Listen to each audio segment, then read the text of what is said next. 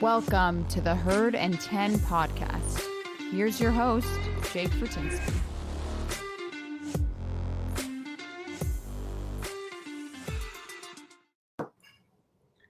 Hey everyone, welcome to another episode of the Herd and 10 podcast. Happy to be here. As always, I'm your host, Jake Fortinsky. You can find me on Twitter at jfortinskyNFL. You can also check out our social channels at Herd and 10. I'm here with my brother, my co-host, my new co-host, his second episode. Season hasn't begun yet, although preseason has begun. We have a lot to talk about. Kev, what did you think of that first preseason game? Now, before you say anything, everyone needs to know, take everything that we say here with a grain of salt. It is preseason, okay? Let's not get ahead of ourselves. Kev, how are you doing? Yeah, I'm doing good. I definitely enjoyed the game, just seeing Bills football. It wasn't pretty, but somehow Mr. Barkley pulled it out for us at the end. Vintage Barkley looked like that Jets game from, let's say, 3 or 4 years ago when Barkley was throwing those little dimes, little high arcing dimes down the field to Isaiah Hodgins and Khalil Shakir. The game wasn't pretty, but we got it done. Our defense looked good. Our second team offense was a struggle, and we'll talk about it more later in the show, but we pulled out the win. It was fun to watch. Yeah, I mean, I gotta say, I was pleasantly surprised with Matt Barkley's performance. It was not what I expected. Yes, we saw him have one good game in his career with the Bills against the Jets, but we've seen him come in other times and he did not look good. And this was a surprise. And he's looked like his timing is right. And that's a big thing to have that so early on. I mean, this is just the first preseason game. I want to talk about the QBs because obviously, first of all, we've already mentioned Matt Barkley looked really good, led a massive comeback. He was tossing dimes all over the place. He was hitting Hodgins. He was hitting Khalil Shakir. Just everything. He really looked comfortable. And I was listening to the radio earlier today, and they were talking about Chris Brown on One Bills Live, was talking about his anticipatory throws. There seemed to be some anticipation in his passing that we haven't seen in the past. Barkley seemed more in control. And that, to me, again, is going to go a long way. I think a lot of us thought that this was a runaway for Case Keenum to be the backup. And I know he's making more money. But honestly, at this point, I think they're neck and neck. I think there is a legitimate opportunity for Barkley to be our backup. And I did not think I'd be saying that. Do you feel the same way, Kev? No, I don't. I think Keenum's ceiling is a lot higher. And we didn't see that yesterday. He looked terrible. I'm going to have to say Keenum looked terrible. And for sure, if he looks that badly in the next couple preseason games, I think they may have to look outside the organization. But that would be a worst case scenario. I thought Barkley looked good against third stringers, but I don't see him as an answer at backup QB. We better hope Keenum gets it together quickly, because if Barkley's your backup, that's a big problem. I don't think he can hold the fort for a stretch of games in the season. He can look good against a third string Indianapolis defensive unit, but in a legitimate game in the NFL, against a tougher opponent, I don't think he gives you a chance to win games. We better hope Keenum is more what we thought we were getting, from when he was back on the Vikings and we saw him playing more often. Let's hope that he's that sort of middle of the road starter versus Barkley, who's, to me, is a bottom of the barrel starter. And yes, Barkley outplayed Keenum. on Saturday. But I don't think that's a recipe for success in terms of our backup QB. I think we need Keenum to step up. And some of the blame I would have to put on the O-line that looked pretty poor. I don't put all the blame on Keenum. I think there was some poor offensive line play. I think the receivers didn't exactly help him out either. But I think he will improve in the next couple preseason games, and we're not going to be talking about Barkley anymore. He'll be on our practice squad as, that sort of third string coach type quarterback like Davis Webb was last year. And I'm not too concerned. Yeah, that's what I was going to ask you was, even if you don't feel Barkley is the answer, even if you don't feel he should be our backup, even if you feel that Keenum is going to turn it around, is it worth keeping Barkley on the roster? Now, yes, he could go to the practice squad, although personally, I'm a chance to get picked up. I don't think he would clear. And is there a good enough reason to keep him on the roster? Because again, we're only seeing preseason. We're not seeing practice every day. We don't know how Keenum's look day to day. For all we know, Keenum has been impressed across the board, and there's concerns there. And if there are, maybe there is a case for, at the very least, keeping Barkley on the roster and still letting them sort of battle it out in case something should happen to Allen and someone needs to step in. There's an opportunity for Barkley. I don't think Barkley is a great backup by any means. But if Keenum looks the way he looked, I don't see how you can go with him. I know we put a lot of money into him, but boy, he looked like awful. He looked really, really bad. And this, yes, some of it was the O-line play, but some of it was just he looked really hesitant. His arm strength to me looked subpar. His decision-making obviously was very poor, but it is one preseason game. So, we got 2 more to go. Hopefully he turns it around and we have some confidence there, because when we brought him in, I was very excited. I thought this was a huge upgrade for us. I guess huge upgrade because we were losing Trubisky. I don't necessarily think Keenum is better than Trubisky, and if he is, it's maybe slightly. But at the very least, I thought we were getting a guy who, like you talked about, could play a string of games and cover for us. And we talked about this last week. So, I don't want to completely turn on a dime, but it's certainly concerning to see the way he looked. He did play the first team Indianapolis Colts defense. So he was playing a legitimate defense, whereas Barkley was not. So that's a big change. I'm curious to see what they do in the second game, if they maybe give Barkley some earlier snaps, see how he plays against a first-team defense, and then maybe let Keenum gain some confidence playing a second or third string defense, because that might help too. Maybe it's a confidence thing. I don't want to look too far into it, but it's definitely concerning to say the least. I want to move on. I want to talk about the tweet of the week, and this is sponsored by Buffalo Beads. If you haven't checked out Buffalo Beads, you need to check them out. They make these incredible custom Bills football beaded bracelets. Yes, beaded bracelets are back. I'm not saying you got to wear them every day, but you got to wear them for game day. It seems like the perfect time to be talking about bracelets, because I feel like people have forgotten about them and they are back in style. We got to get on the bandwagon for this. Go check out Buffalo Beads. They got great stuff. The tweet that we are talking about today is going to be from Bleacher Report, which was via the Buffalo Bills, and it said, "Punt God, Matt Araiza just cranked an 82-yarder."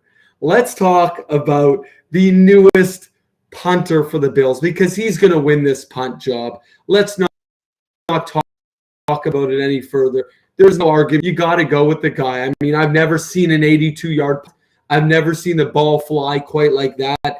Yes, it went through the end zone. Yes, you're giving half decent field position, but if he can kick like that, even if he kicks it 70 yards, I'm blown away. So, I mean, you got to be impressed, right, Kev?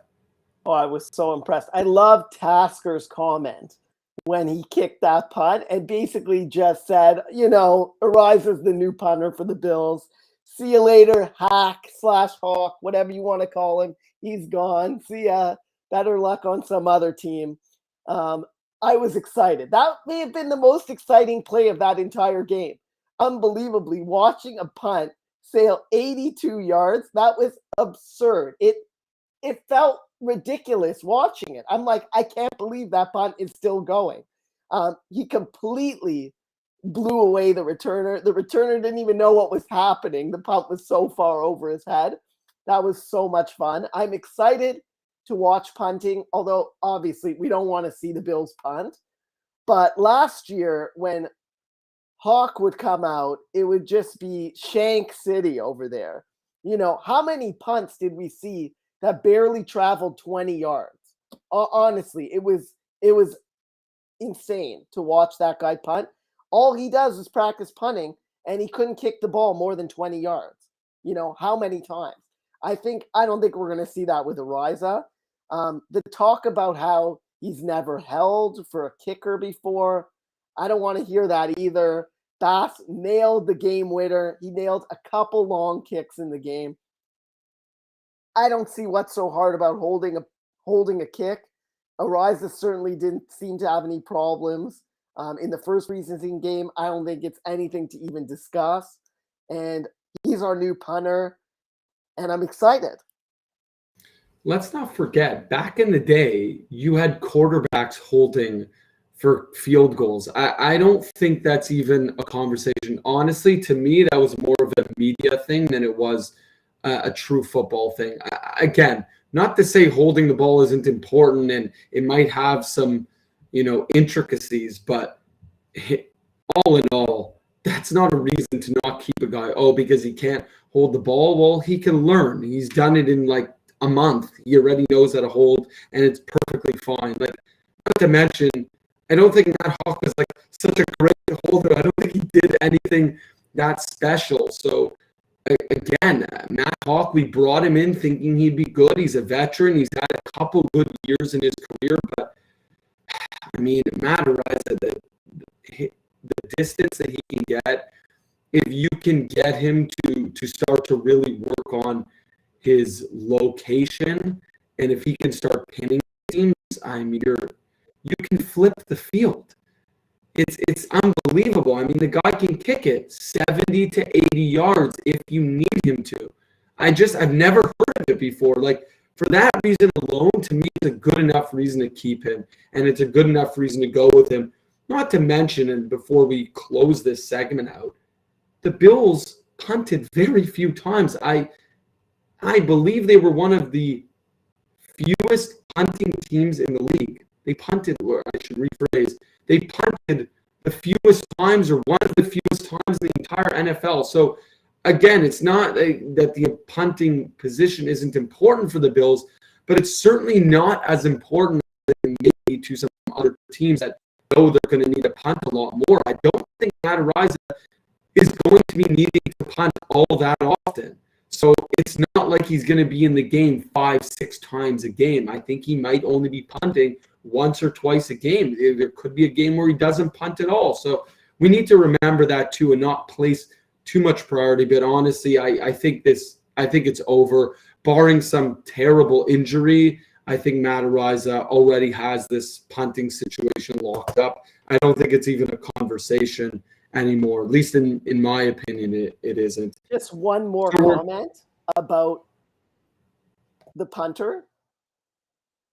Brandon Beane hit a home run again on special teams because he picked an absolutely awesome kicker who I love. He seems to be money so far in his career, and he's now pairing that with a guy with an absolutely massive leg at punter, setting us up for a cheap special teams duo for years to come.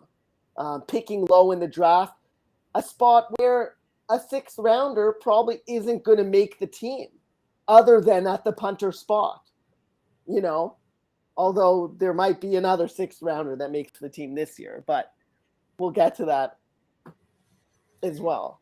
Well, that's a huge piece in building a dynasty. We've talked about this in the past, but I don't know if we've talked about it on the show, you and I. It's so important to be constantly drafting good players and bringing in good players. If you don't do that, you can't sustain a winning organization because guys get too expensive. You have to have those replacement players. And the replacement players is, of course, they need to be cheaper, but they also need to be comparable to the guy that left. The Bills have done that in a lot of positions. And like you just mentioned, it looks like Bean struck gold again. Honestly, kind of across the board this year, I'm finding it very difficult to find draft picks that the Bills had this season that are not already showing like they could actually be NFL players and could potentially be like day one starters. It's mind-blowing. I have never seen that before. It seems like this may be the greatest draft Bean and McDermott have ever had with the Bills, and that's saying a lot. These guys drafted Josh Allen, who everyone said would suck, and is now unbelievable and is arguably the best quarterback in the entire NFL. So I don't doubt them with anything, but man, this draft was something else. Let's talk about that. Stock up, stock down. We're talking about all these guys they've brought in. Let's talk about the position groups that are either stock up or stock down. Kev, why don't you start it off here? Yeah, I thought the wide receivers looked fantastic. Again, like you just said, Brandon Bean just hitting it out of the park in the draft. Trading up to get Khalil Shakir in the 4th round. He looks like a stud already. He was all over the field. Made some great catches. Seemed to be open on every play. I was so impressed. Not to mention Isaiah Hodgins, who was a draft pick last year, really starting to elevate his game, looking like he's got a chance to make the team. One guy not as impressed with might be on his way out of the roster, Jake Kumaro. He fumbled yesterday. I know he's a special teams guy, but if you can get a guy who can contribute on special teams and on offense, that's someone you maybe would keep over him.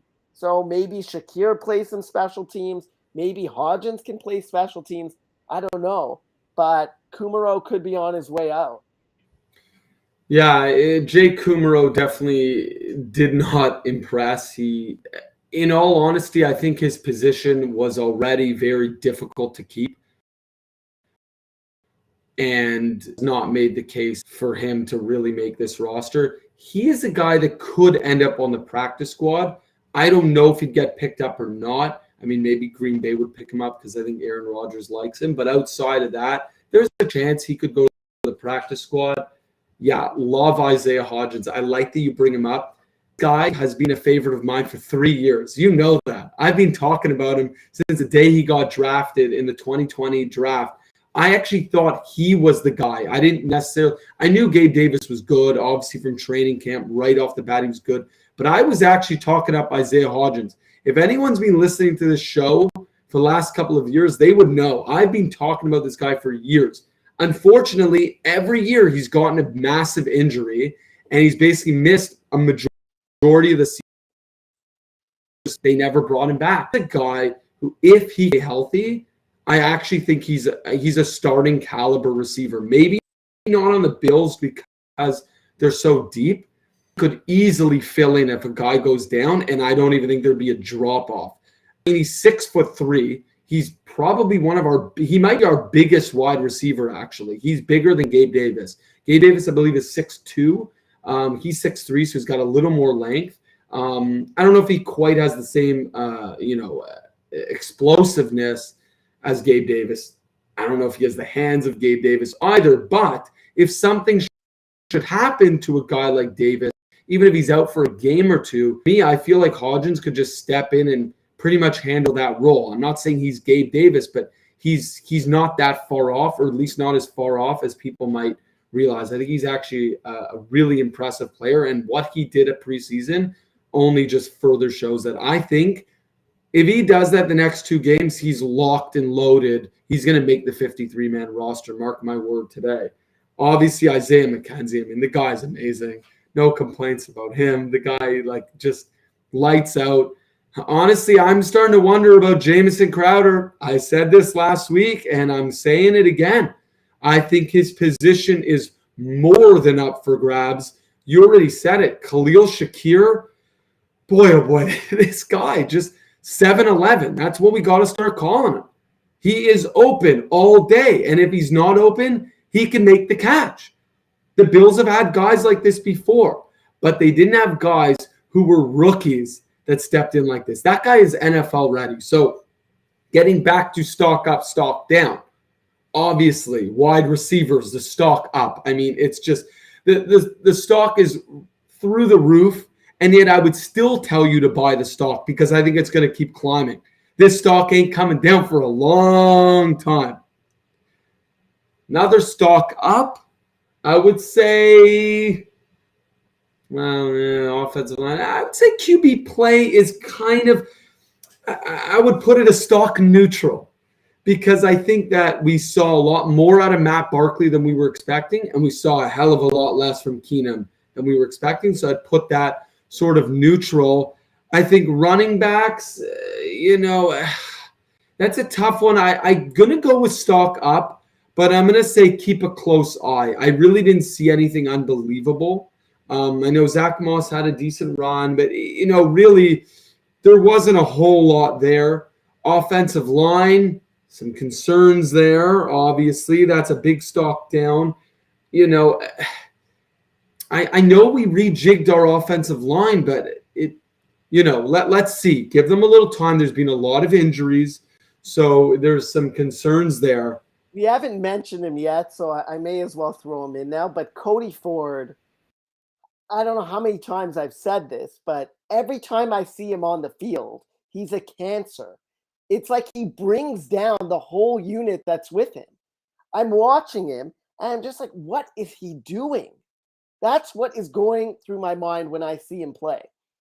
It seems to me the quarterback play when Cody Ford is on the field sinks every single time. It's unbelievable, honestly, because I find that when he is on a unit, that unit struggles. I don't know if it's just him is the reason, but for some reason, anytime the O-line is struggling, he's out there every time without fail. So to me, the guy just has to be cut.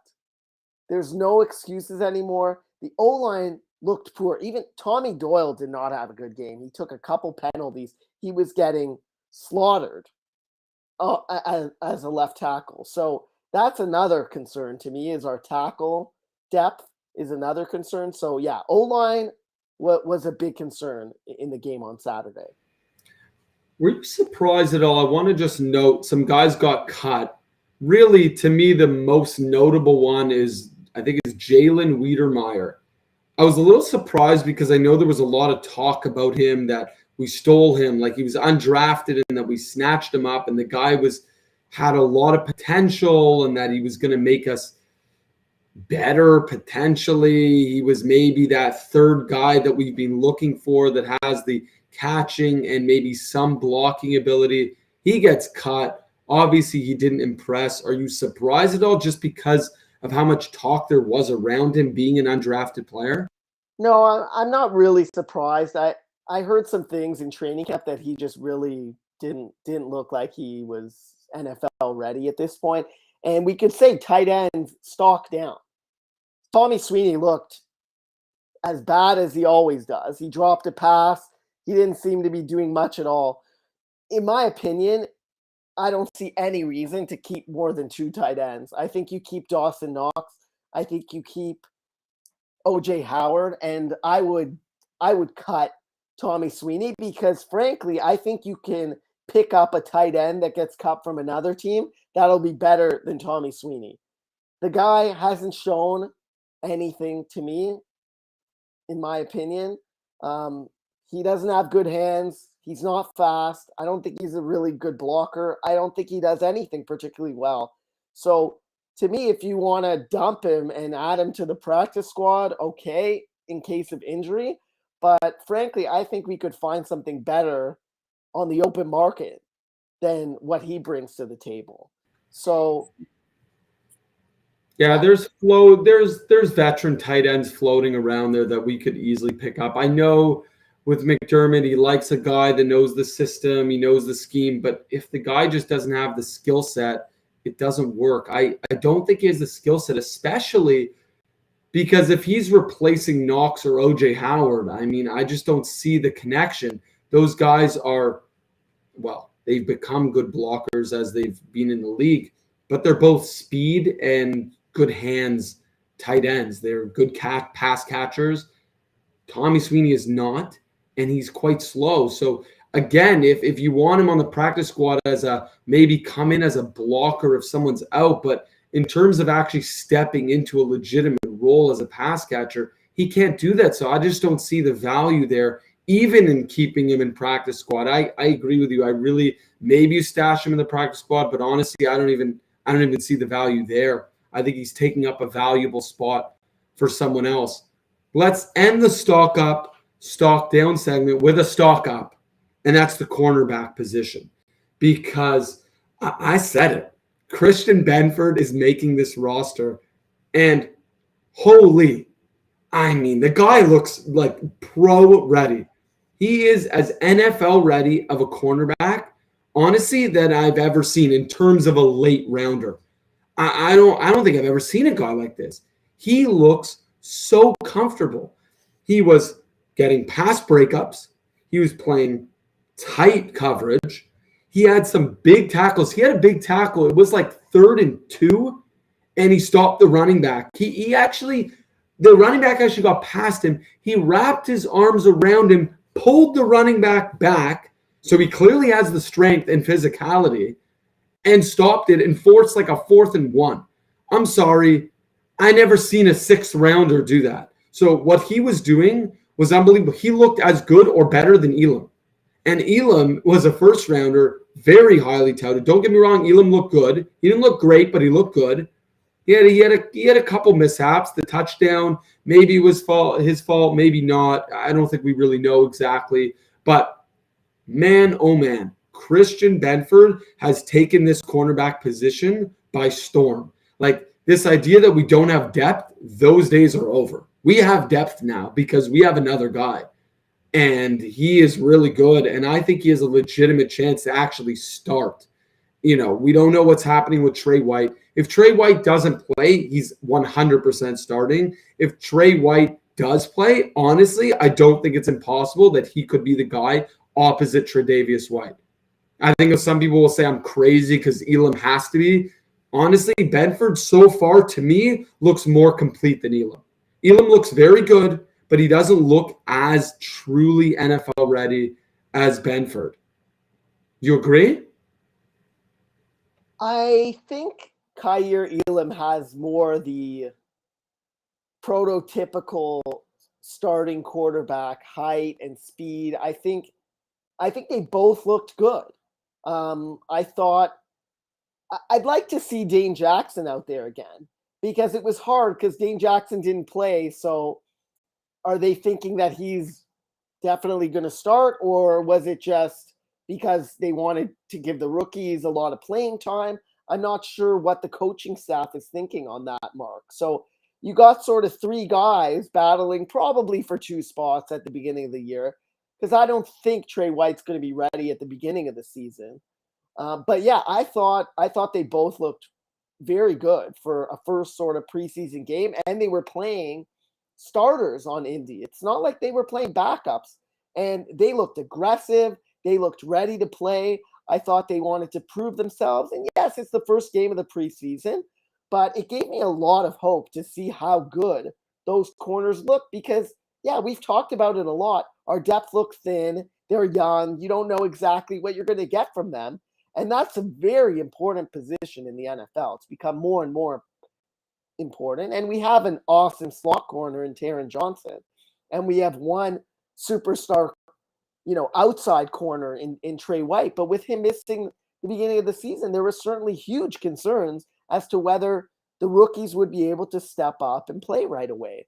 And yeah, you have some other guys who are there, maybe Saron Neal, although we've seen enough from him to know I don't think he's really necessarily a starter. Cam Lewis can maybe start in the slot, maybe as a backup. But that was one of the most exciting, if not the most exciting thing to come out of that game, where those corners look ready to play. And I'm not too concerned anymore about the cornerback position.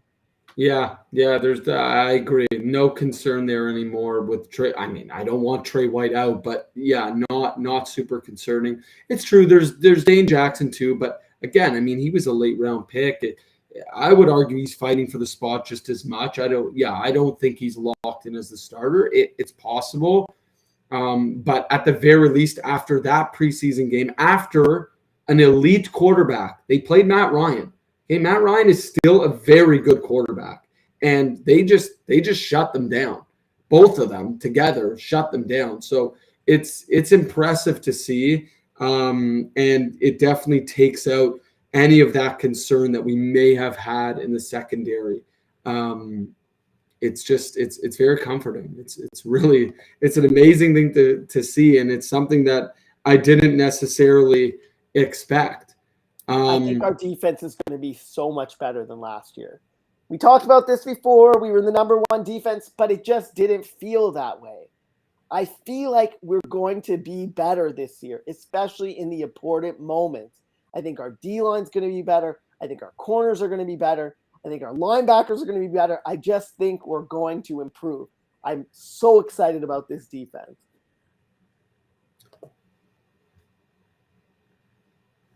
True or false? This is brought to you by Manscaped. As I've said before, their products, the cream of the crop, the premium, the best of the best. Am I right, Kev? Oh, yeah. You got to love Manscaped. If you are watching this show, if you're a football fan, you got to just pick up Manscaped stuff. You can use the promo code HERDAND10. You can save some money on your deal and get free shipping. So check out Manscaped. Go get your products. Get ready for the season. Clean up that field before the NFL season begins. Kev, true or false segment. We're doing it every week now. True or false? I gotta bring this up. I know we already talked about them, but I'm going to do it anyways. True or false? Case Keenum isn't for real. False. He's for real as a backup quarterback, but there's still room for growth. You never know. If he got injured or if Matt Barkley outplays him, then so be it.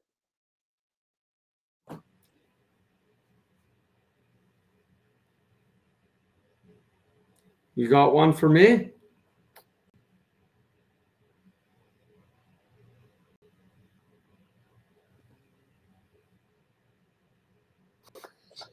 Just go on the fly. Just go on the fly. Okay. True or false? Terrell Bernard will start if one of Milano or Tremaine Edmonds gets injured. 100% true. I love that.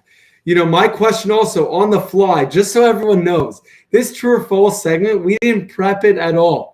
We're just coming in the fly. We're ready to play, baby. Me and Kevin are always ready on the bench. We're always riding the pine, but we're ready to come in and start whenever you need us. We're a little small, but we'll try. We'll do our best. I like Bernard. I really do. Look, it's one preseason game, but he did something that Tremaine Edmonds basically never does. He worked off of his instincts. The guy might not have the size and quite the abilities that Tremaine Edmonds has, but he has this. He has the brain. He has the instincts. And the way he attacked the ball, okay, let's talk about the situation here. Boogie Basham bends around. Never seen the guy bend. All of a sudden, he can bend. I think he's a little lighter now. think he's about, he lost maybe 20 pounds or something. Bends around the tackle, gets in, sack, strip, fumble. It's rolling, bouncing on the ground. Bernard doesn't fall on it. He uses his instincts. He sees that there's an opportunity, and he takes it, grabs the ball, runs 40, 50 yards into the end zone with speed.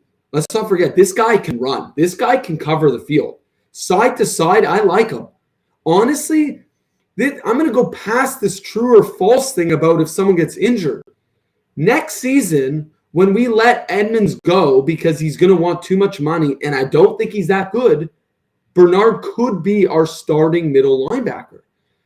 Again, one preseason game, I get it. But I've been hearing what they've been saying from training camp. I've been hearing what the media is talking about at practice. They're impressed with Bernard. They keep saying this over and over again. Yes, he is a little bit small. Is he undersized? Yes, but so is Matt Milano, and Matt Milano has been super successful. Now, granted, Bernard would potentially be asked to be a middle linebacker. You usually have to be a bit bigger. Having said that, he's really fast. He can get across the field easily. He actually is a good tackler, and he's got the instincts. And on top of all that, the cherry on top is we have a big defensive line now. We have some really big defensive tackles that I think could shore up some opportunities for him. I don't think he'd get bullied as much with our type of defensive line. So I think a guy like Terrell Bernard works better on a team like the Bills where you have some big guys up front. When you have a guy like Jordan Phillips, when you have a guy like Tim Settle, when you have these big guys, it opens up some opportunities, allows a guy like Bernard to use his speed to his advantage, and doesn't let him get pushed out of the way. So absolutely true. I want to end on the final note. True or false? The Bills' defense is going to look even better in this preseason game coming up on Saturday against the Denver Broncos than they did against the Colts. True. Yeah, I think the Bills are just going to keep getting better. Maybe we'll see a few more starters in the second preseason game on the defense. I guess, will Von Miller play? Probably not, but you never know. I'd love to see him play, a couple snaps before the season starts, because why not? But yeah, I think we're gonna put Russell Wilson on his back. I like it. Yeah, I'm excited to see Russell Wilson in a Denver Broncos jersey. Look, me and Kev, we're Buffalo Bills fans. We're obviously diehard Bills fans, but we also just love NFL football. And I'm just excited to see Russell Wilson on another team. I'm excited to see him in orange. I'm assuming they're going to wear orange. Maybe they're wearing blue. Maybe they're wearing white. I honestly don't know. I haven't looked. But I'm excited to see Russell Wilson in another jersey. Yes, I'm not thrilled about him being in the AFC. It adds some extra competition. But honestly, the Bills are a better team through and through. And I just like to see good football. And I also want to see how the Bills handle another elite quarterback. And I'm curious to see how they handle an elite quarterback that is actually mobile. Because that's going to be interesting. Matt Ryan, yes, he's a great passing quarterback, but he's not particularly mobile in the pocket. I'm curious to see how our defensive line, with or without Von Miller, handles a QB that can move. Because as we know, we brought in Von Miller to deal with Patrick Mahomes. And Patrick Mahomes is a mobile quarterback. I would say him and Wilson probably decently comparable. Wilson maybe is a little more agile, but in all honesty, they're kind of similar in terms of their ability to move in the pocket. So I'm very curious to see how we handle that. We're going to wrap this up. Thank you so much for tuning in again. If you didn't catch us live, this is going to be available on our YouTube channel. You can look us up, Herd and 10 Buffalo Bills Podcast. You can find us there. Check us out on Twitter. Check us out on Facebook. We're on the Dean Blundell Network. We'll see you all next week. All right. Take it easy. Go Bills.